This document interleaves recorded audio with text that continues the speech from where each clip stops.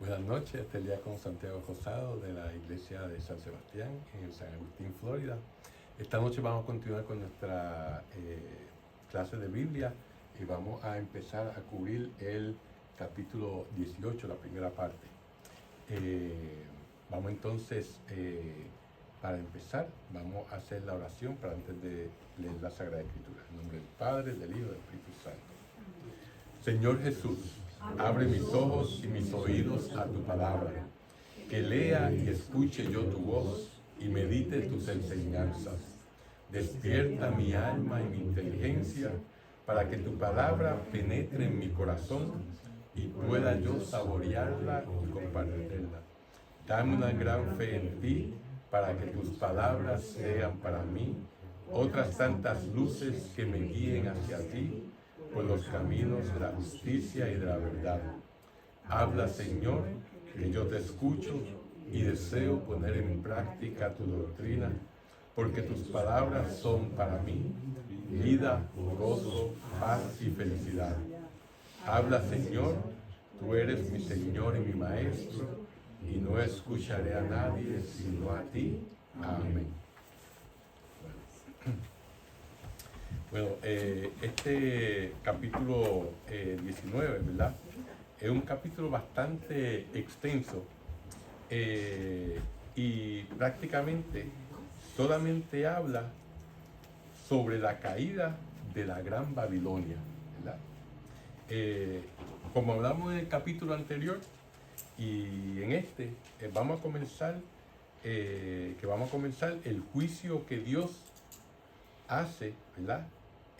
Puede ser que sea sobre Jerusalén o sobre Roma, dependiendo el erudito bíblico que leamos, ¿verdad? Por lo tanto, con eso en mente es que tenemos que seguir leyendo este capítulo 18, así como empezamos con el capítulo 17.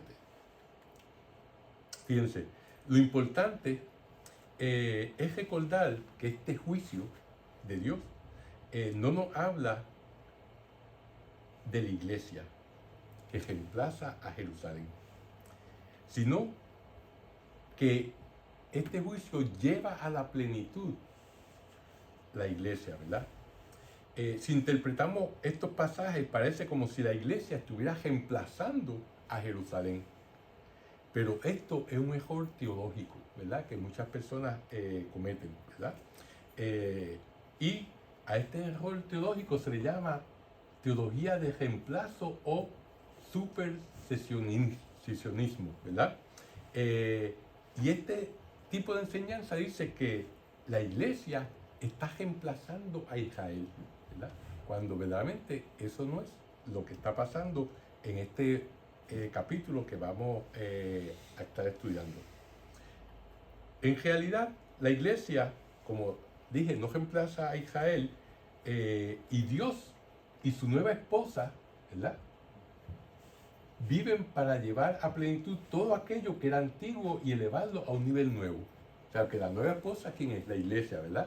Como Jesús dijo bien claramente en los evangelios, Él no vino a eliminar la ley, Él vino a llevarla a una plenitud, ¿verdad?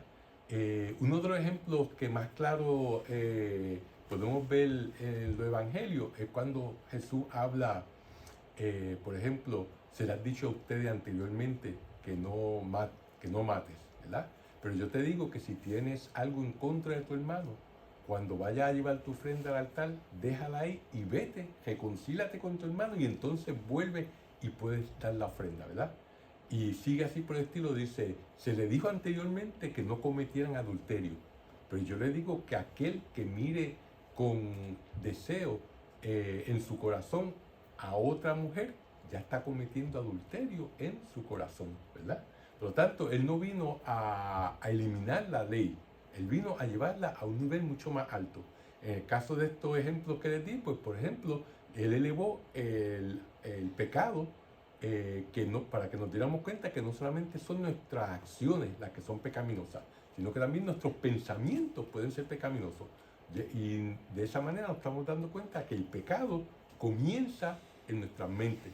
Si nosotros logramos controlar nuestras mentes, ese pecado no va a llegar a nuestros labios ni a nuestras manos, ¿verdad? Por eso es que todos los domingos, pues cuando hacemos el acto de contrición, ¿verdad? El yo me confieso, dice, yo me confieso ante Dios Padre Todopoderoso y ante ustedes, hermanos, que he pecado mucho de pensamiento, palabra, obra y omisión. Son las 4 maneras como uno peca, ¿verdad? En el Antiguo Testamento solamente era de acción. Si yo lo hago, estoy pecando. No importa si lo estoy pensando, pero Jesucristo dijo, no, eso no nos podemos quedar ahí. Esto es, a este nivel es que llega el nivel de la mente, ¿verdad? Para que uno, por lo tanto, Jesús, digo, Dios y su nueva esposa, que es la iglesia, pues vienen a llevar a la plenitud eso que ya te estoy enseñando en el Antiguo Testamento. No se va a eliminar, no está tomando el lugar ni sustituyendo a Israel, sino que lo está llevando a un nivel más alto. Por eso nosotros nos consideramos que somos el nuevo Israel, ¿verdad? No que se eliminó y se sustituyó por la iglesia. Por tanto, este capítulo es una llamada para salir de Babilonia, ¿verdad? Y dejar de pecar. Es lo que básicamente este capítulo es la idea central. Vamos a leer una de las cosas que este capítulo nos va a hacer hincapié es que debemos de dejar el paganismo, ¿verdad? Le quiero leer un pasaje de la segunda carta a los Corintios, el capítulo 6, versículo 14 al 18, que dice así. Dice: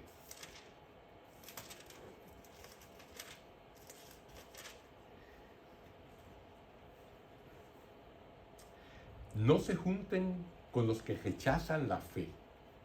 Es cosa absurda. ¿Podrían unirse la justicia y la maldad? ¿Podrían convivir la luz y las tinieblas? ¿Podría haber armonía entre Cristo y Satanás? ¿Qué unión puede haber entre el que cree y el que ya no cree? ¿Qué tiene que ver el templo de Dios con los ídolos? Nosotros somos el templo del Dios vivo. Dios lo dijo: habitaré y viviré en medio de ellos. Yo seré su Dios y ellos serán mi pueblo. Por eso, salgan de en medio de ellos y apártense, dice el Señor. No toquen nada impuro y yo los miraré con agrado. Yo seré un padre para ustedes y ustedes serán mis hijos e hijas, dice el Señor, dueño del universo. ¿Verdad? O sea que este pasaje de Corintios nos está dejando bien claro que verdaderamente, pues, uno como cristiano no puede estar en dos aguas, ¿verdad? Uno está con Cristo o está en contra de Cristo. Uno tiene que ser frío o caliente, ¿verdad? Pero si es tibio, como dice en Apocalipsis, cuando se está hablando de la iglesia de la Odisea, en el capítulo 2, ¿verdad? Dice que si eres tibio, te vomitaré de mi boca, ¿verdad? Por lo tanto, nosotros verdaderamente como cristianos tenemos que tomar la decisión en qué lado de la verja estamos. Estamos en el lado de la verja de Jesucristo, estamos en el lado de la verja de Satanás, ¿verdad? Y por lo tanto, de esa manera, aunque nosotros vivimos en el mundo, y esto no quiere decir que nos aislemos, ¿verdad?, de todas las demás personas que verdaderamente no creen en Jesucristo, porque al contrario, tenemos que estar en el mundo ¿para qué? Para llevar a esas personas que no creen en Jesucristo a Jesucristo. Pero aunque vivamos en el mundo, nosotros no somos del mundo. Por lo tanto, tenemos que nosotros estar vigilantes para que nuestros pensamientos y nuestras acciones estén de acuerdo con lo que Jesucristo está enseñando, ¿verdad? Porque Él nos dice bien claramente que yo los llamo mis amigos siempre y cuando cumplan mis mandamientos. Por lo tanto, ese pasaje que acabamos de leer de segunda carta a los Corintios es algo que nos deja bien claro cómo nosotros debemos de llevar vida, porque no se puede, no hay grises en la vida espiritual, solamente hay blanco y hay negro, ¿verdad? Nuestra sociedad es la que trata de que tengamos la idea de que hay diferentes variedades de grises en la vida, ¿verdad? Y verdaderamente, pues, Cristo pues, no se liga con Satanás. Por tanto, todo lo que es pecaminoso es algo que está en contra de Cristo y de nosotros, si lo seguimos a Él. Por lo tanto, tenemos que tener eso bien claro y tener fortaleza de espíritu, ¿verdad? Para verdaderamente pues seguirlo a Él en pese a todas las presiones que se nos ponen a diario vivir en nuestras vidas.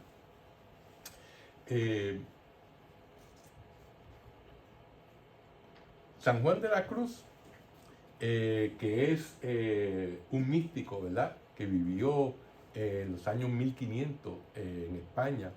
Él vivió a la misma vez que Santa Teresa de Ávila. Era un sacerdote de la orden de los carmelitas y escribió muchas obras muy grandes de espiritualidad.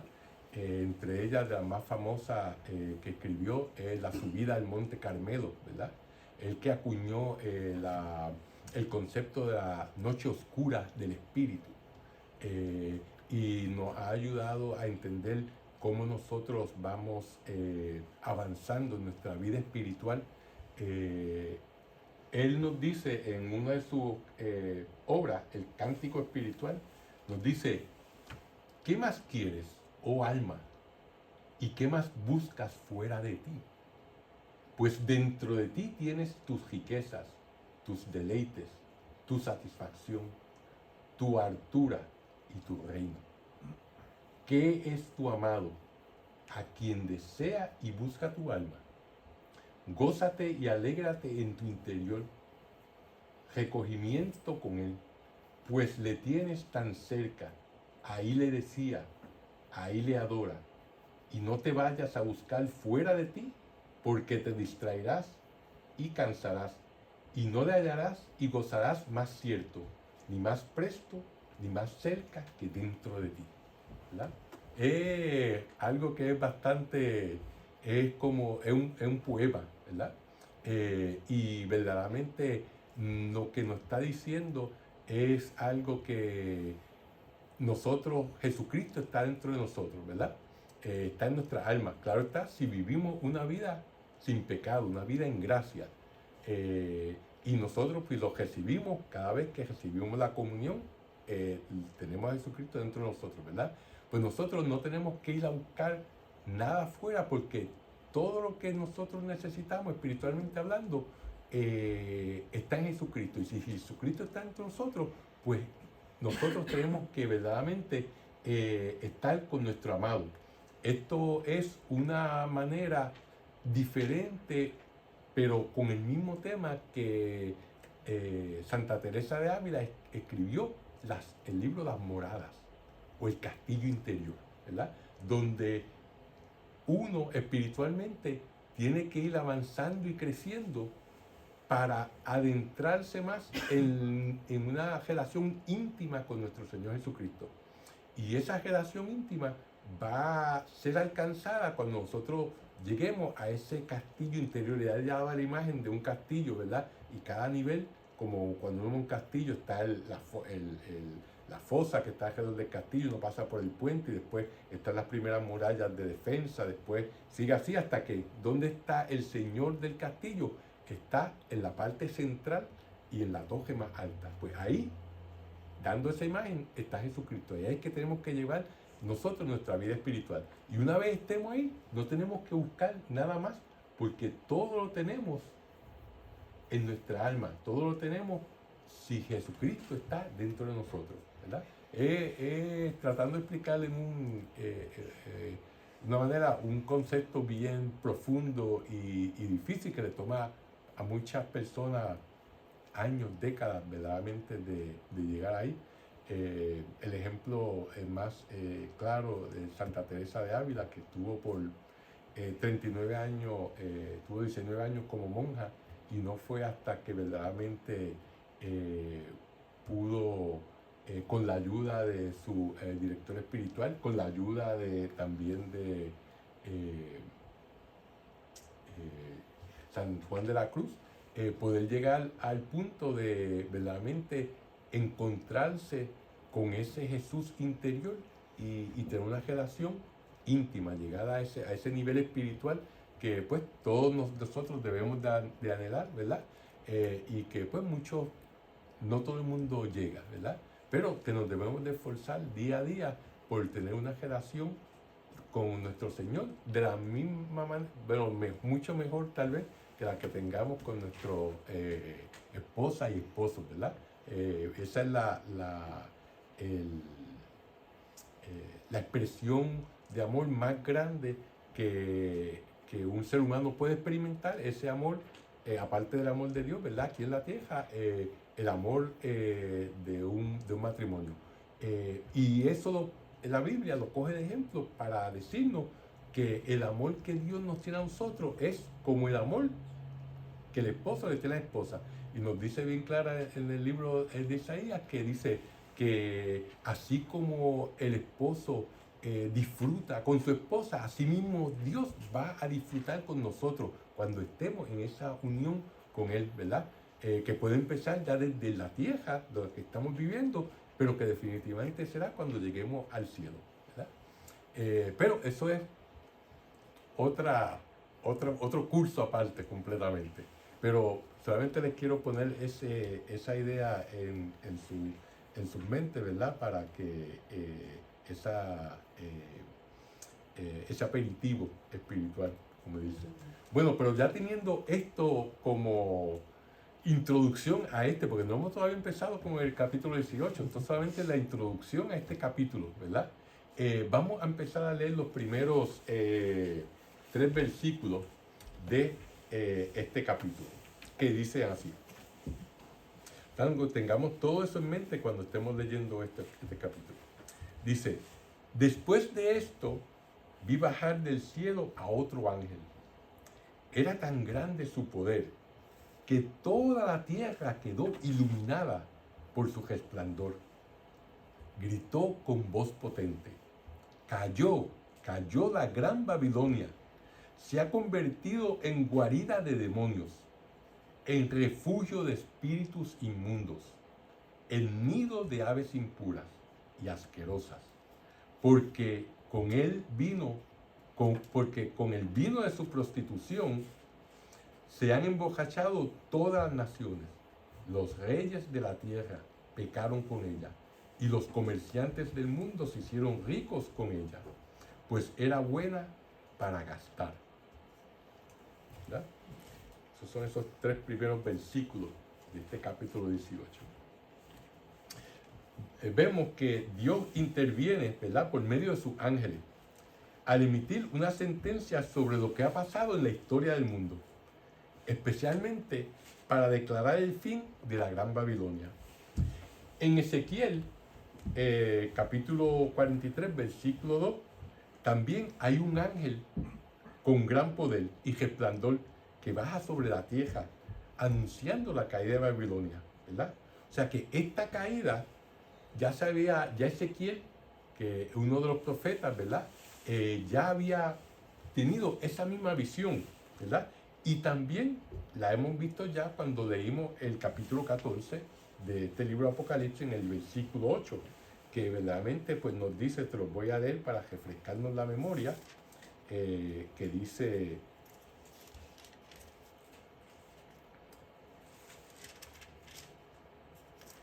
así, dice, lo siguió otro ángel gritando, cayó Babilonia la grande, la prostituta que servía su vino capcioso a todas las naciones y la embocachaba con su desatada prostitución.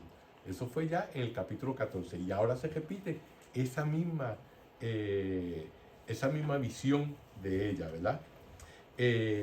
La ciudad, como vemos en el versículo 2 que acabamos de leer, se ha convertido en morada de demonios y de toda ave inmunda.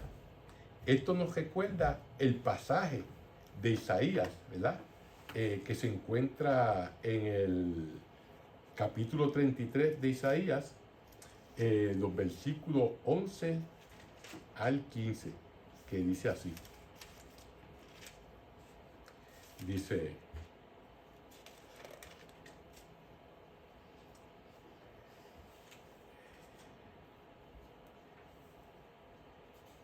servirá de refugio a los pelícanos y erizos. Allí vivirán las lechuzas y los cuervos. Yahvé tirará del cordel para aplanarlo, y su nivel no dejará sino el vacío.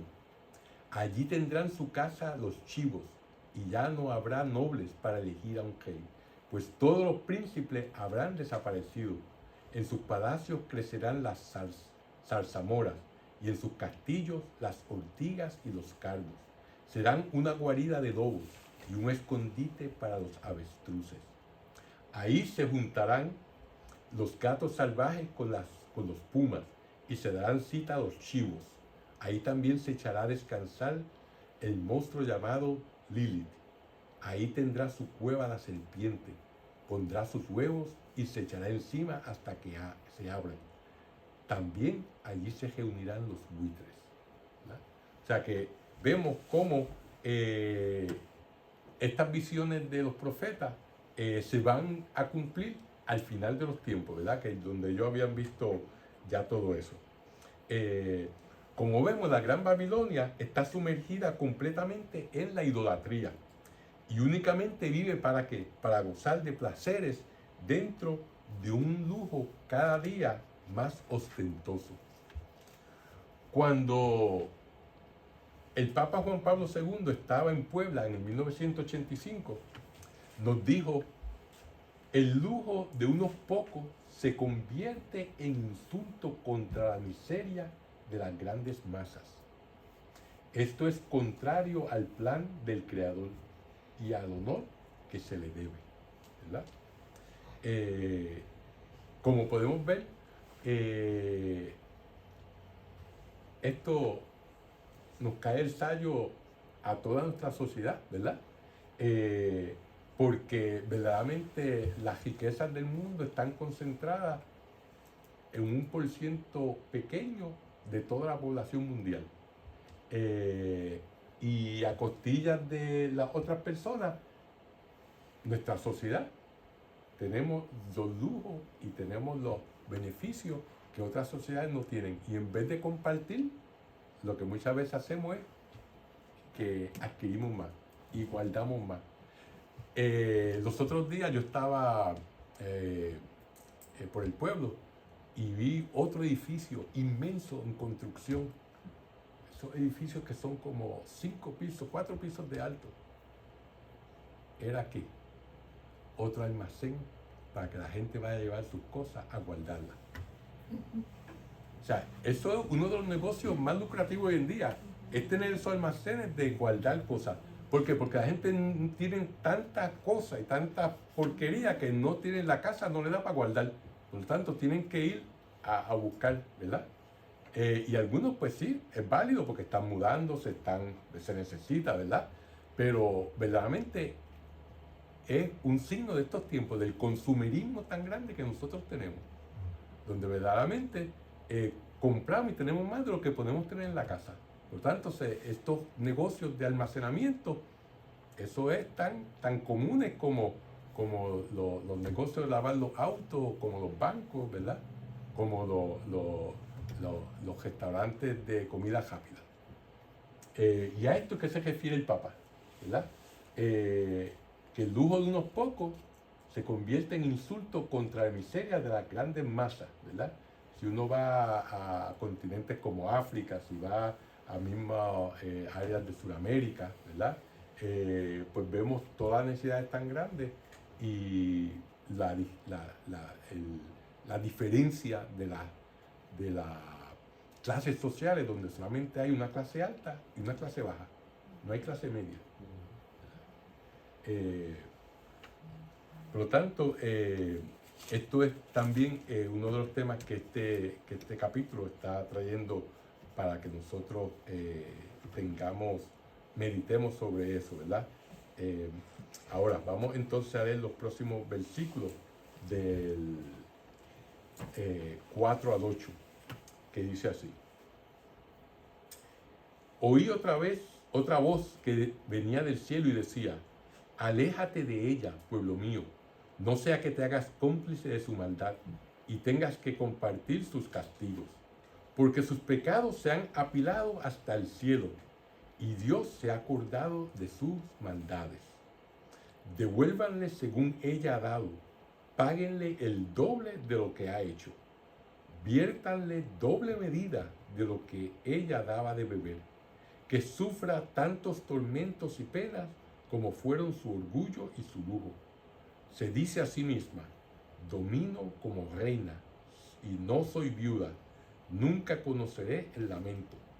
Por eso, en un solo día caerán sobre ella sus plagas, muerte, lamentos y hambre, y quedará consumida por el fuego, pues poderoso es su juez, que es Dios el Señor.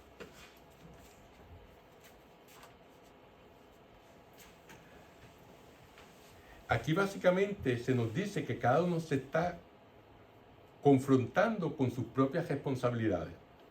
Nadie puede quedarse indiferente ante la maldad de este mundo.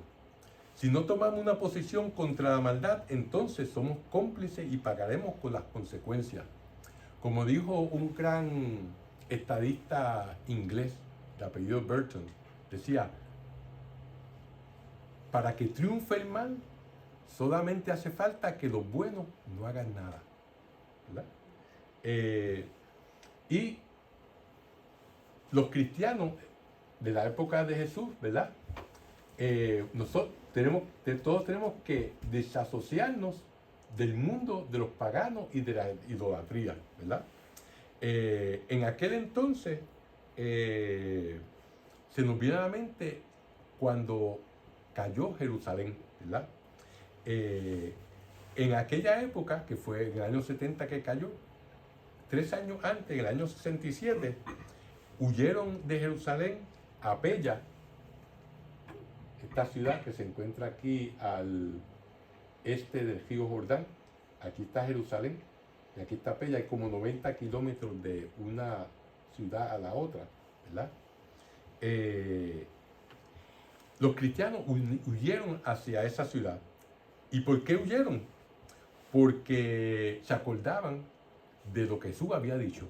Si los leemos, Lucas capítulo 21, versículos 20 al 24, y Mateo capítulo 24, versículos 15 al 16, ¿verdad?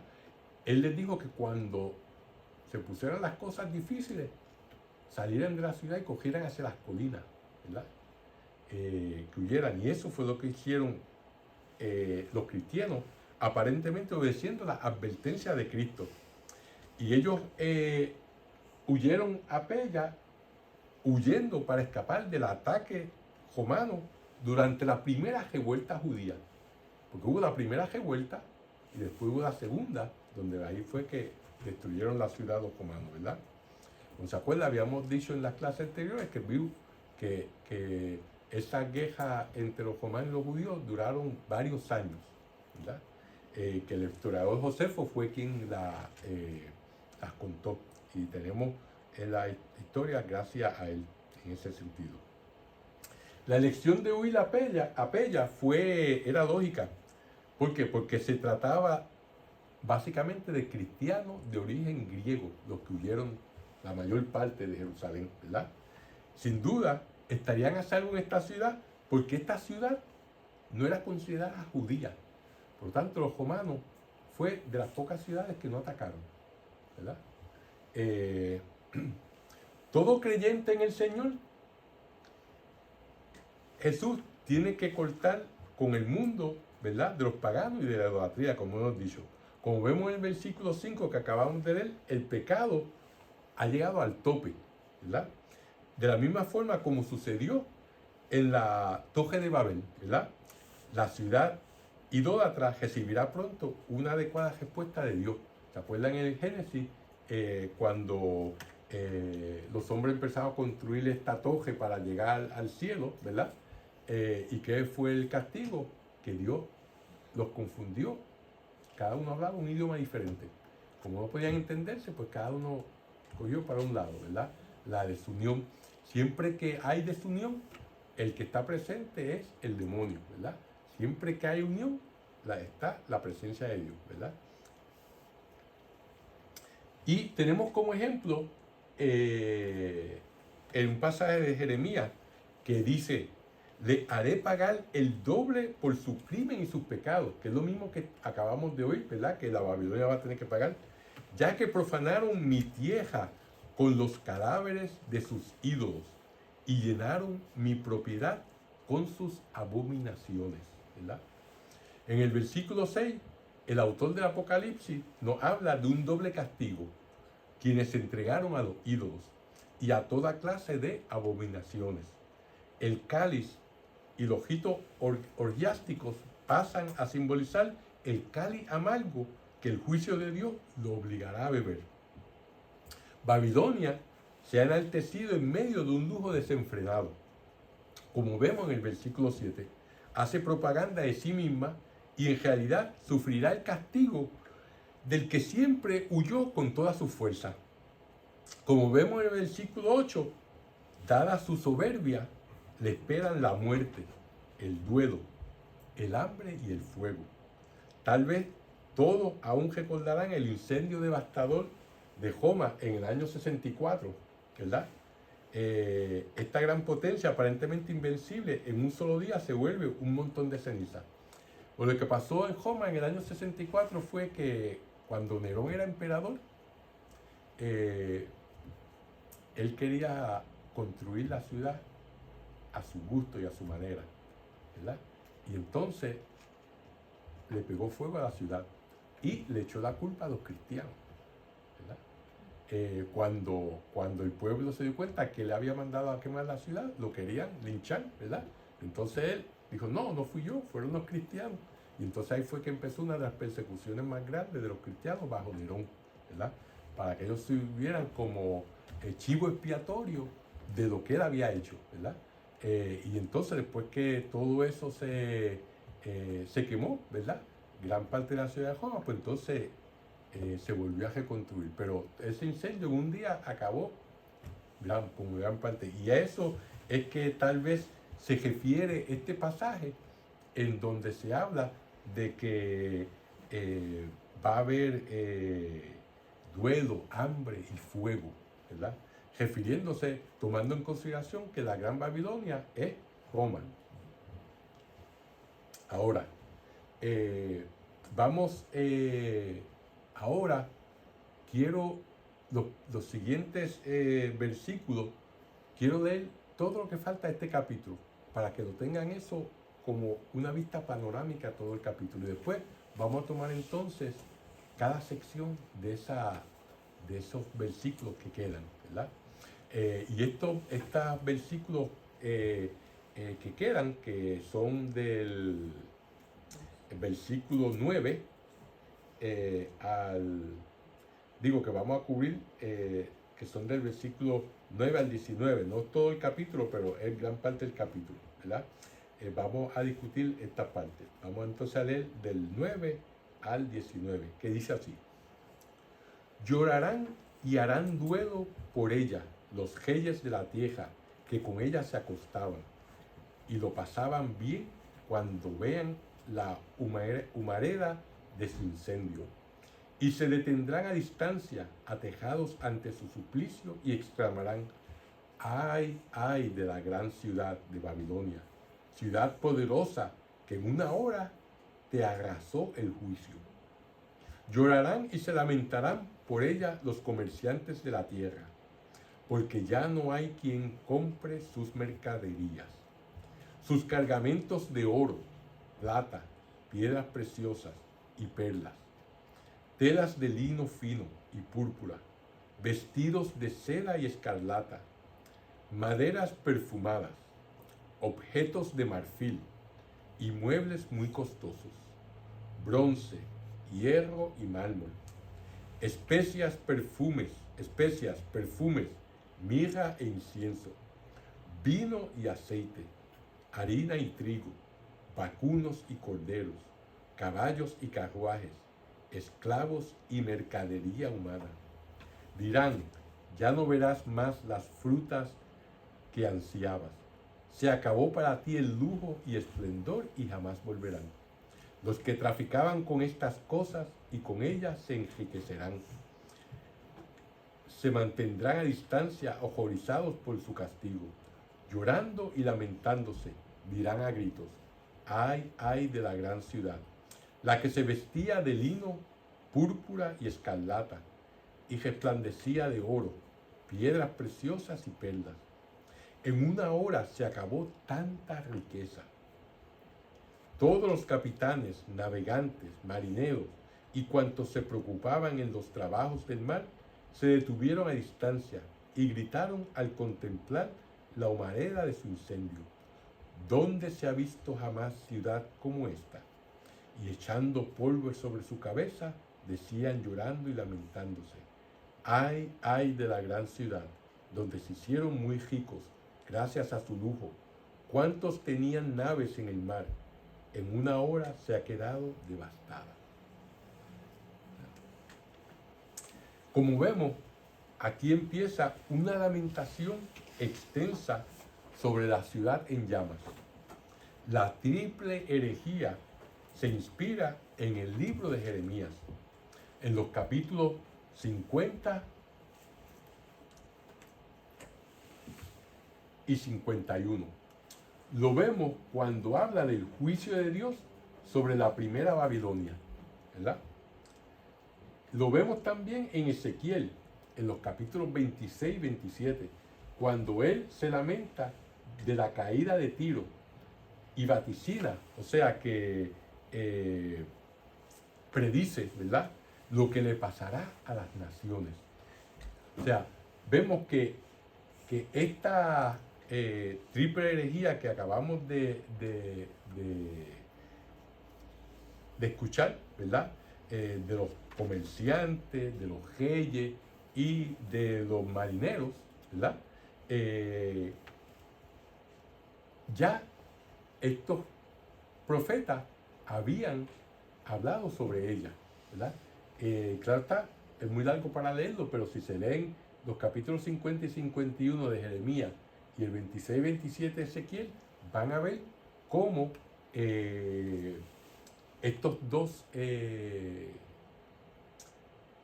profetas se lamentan, uno sobre de lo que va a pasar a la ciudad, la primera Babilonia, la que verdaderamente es la ciudad que está a orillas del Éufrates, ¿verdad?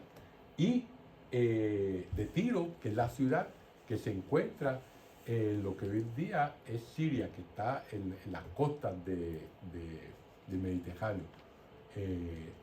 Por lo tanto, cada uno de ellos en este caso se lamenta Ezequiel, pero también hacen predicciones de lo que va a pasar a todas las naciones, tomando como ejemplo estas ciudades. Y esto entonces, estos dos relatos de estos dos profetas se unen en este relato de cómo la Gran Babilonia dejó de ser por el fuego, ¿verdad? Y entonces cómo se lamentan todas estas personas que se beneficiaron de una manera o de otra de el estilo de vida que se llevaba en la gran ciudad, el estilo de vida de lujo, de placeres, ¿verdad? Donde obviamente los comerciantes se beneficiaban, donde obviamente los que traían las mercancías, los marineros, ¿verdad?, se beneficiaban, ¿verdad? Y los reyes que estaban aliados con ella. Vemos ahora, vamos a ver un poco más en detalle, ¿verdad?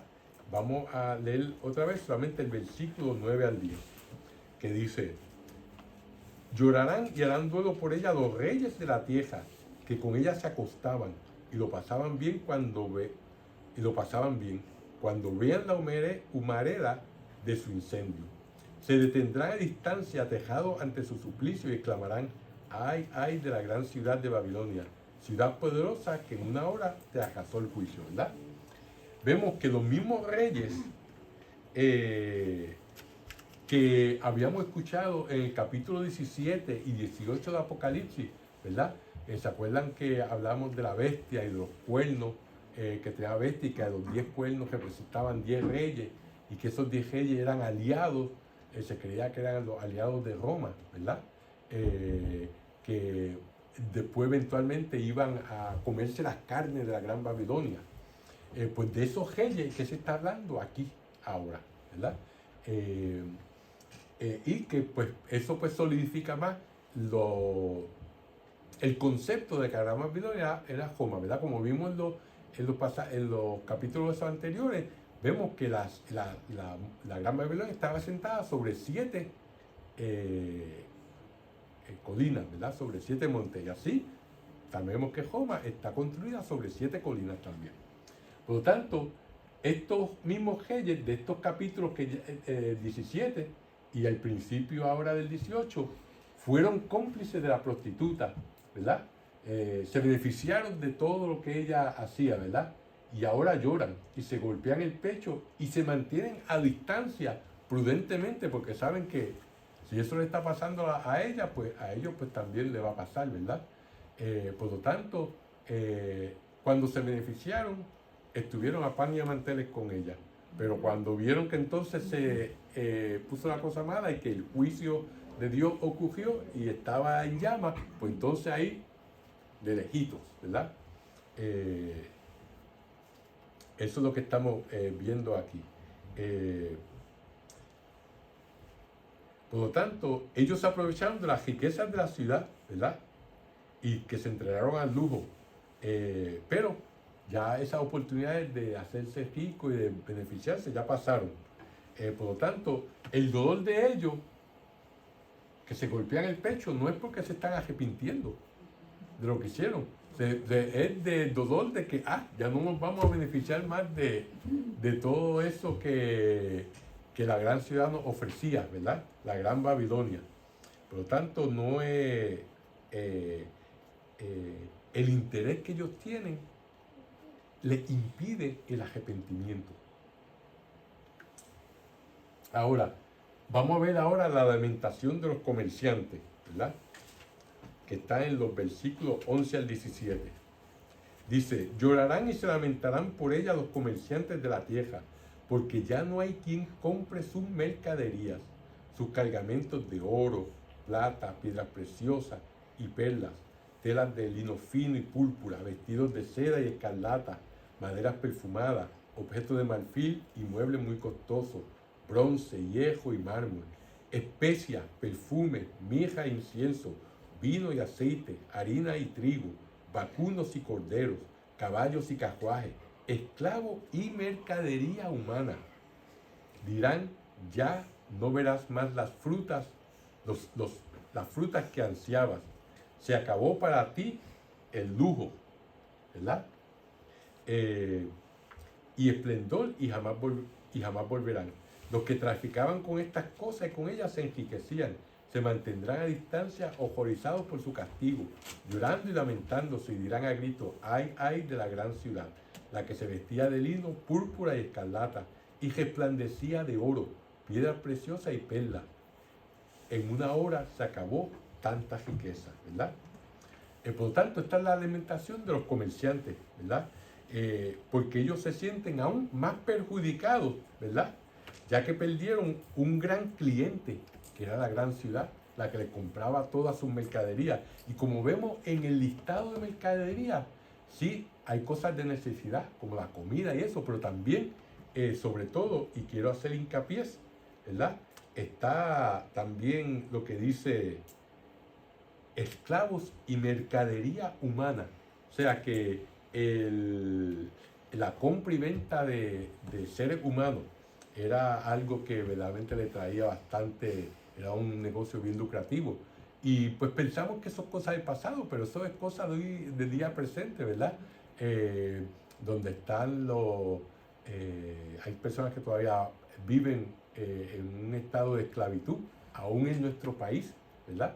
Que vienen de otros países a trabajar y tienen que trabajar bajo unas condiciones que son infrahumanas para ganarse un sueldo que verdaderamente no es justo y de esa manera poder ayudar a las personas a sus familias que están en sus países, ¿verdad?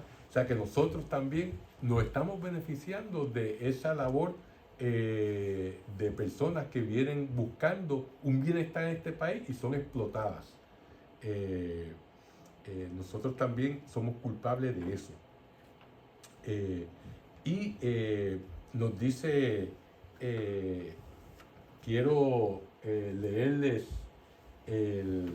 Ezequiel, el capítulo 27 de Ezequiel, que dice,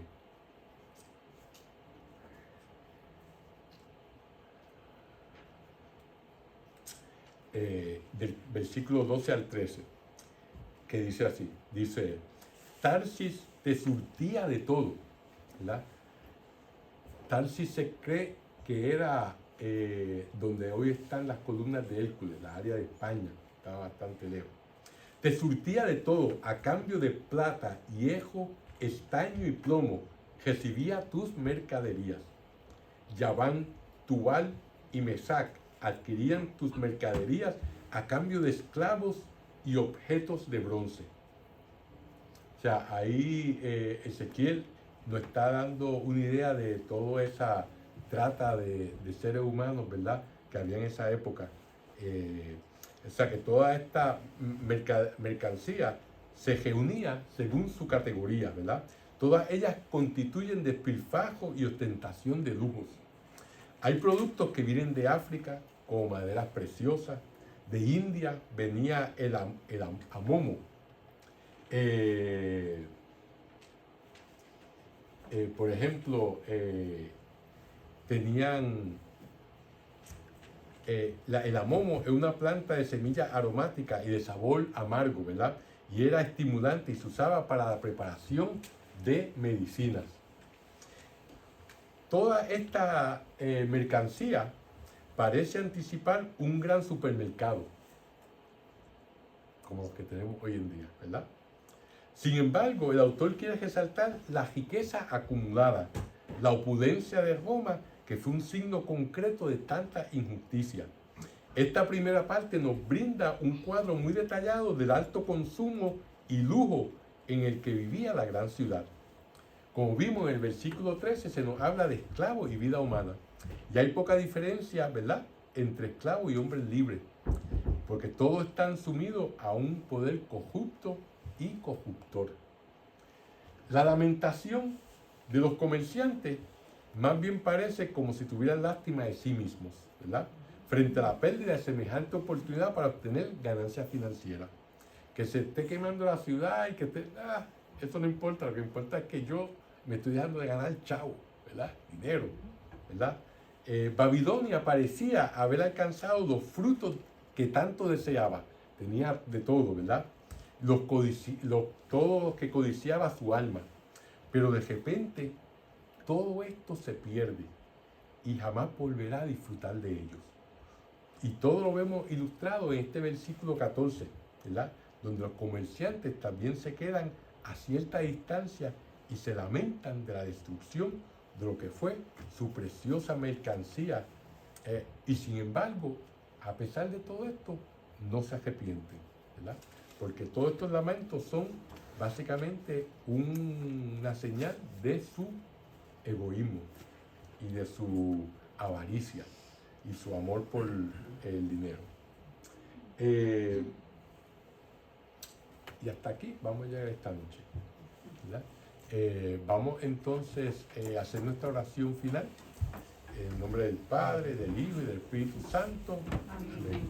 Dios te salve María, llena eres de gracia, el Señor es contigo, bendita tú eres entre todas las mujeres, y bendito es el fruto de tu vientre Jesús.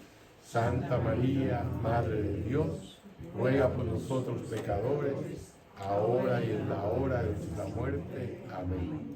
Gloria al Padre, al Hijo y al Espíritu Santo. Como en el principio, ahora y siempre, por los siglos de los siglos. Amén. Que el Señor los bendiga, los guarde de todo mal y los lleve para la vida eterna. Padre, Hijo y Espíritu Santo. Amén.